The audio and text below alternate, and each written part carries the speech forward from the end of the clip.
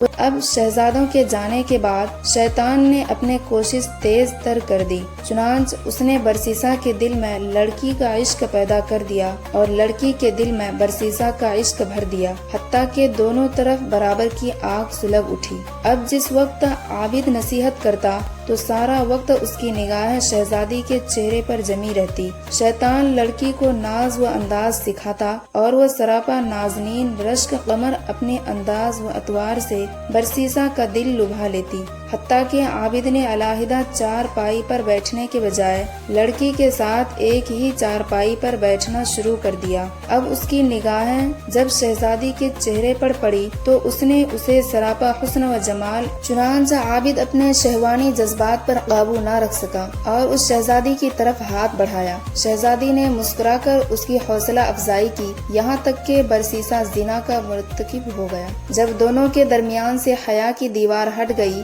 اور زنا کے مرتکب ہوئے تو وہ آپس میں میاں بیوی کی طرح رہنے لگ گئے اور اسی دوران شہزادی حاملہ ہو گئی۔ اب برسیسا کو فکر لاحق ہوئی کہ اگر کسی کو پتہ چل گیا تو کیا بنے گا، مگر شیطان نے اس کے دل میں خیال ڈالا کہ کوئی فکر کی بات نہیں، جب وضع حمل ہوگا تو نومولود کو زندہ درگور کر دینا اور لڑکی کو سمجھا دینا، وہ اپنا بھی عیب چھپائے گی اور تمہارا عیب بھی چھپائے گی۔ اس خیال کے آتے ہی ڈر اور خوف کے تمام حجاب دور ہو گئے اور برسیسا بے خوف و خطر ہوش و پرستی اور نفس پرستی میں مشغول رہا۔ ایک وہ دن بھی آیا جب اس شہزادی نے بچے کو جنم دیا۔ جب بچے کو وہ دودھ پلانے لگی تو شیطان نے برسیسا کے دل میں ڈالا کہ اب 1.5-2 سال گزر گئے ہیں اور بادشاہ اور دیگر لوگ جنگ سے واپس آنے والے ہیں، شہزادی ان کو سارا ماجرا سنا دے گی، اس لیے تم اس کا بیٹا کسی بہانے سے قتل کر دو تاکہ گناہ کا ثبوت نہ رہے۔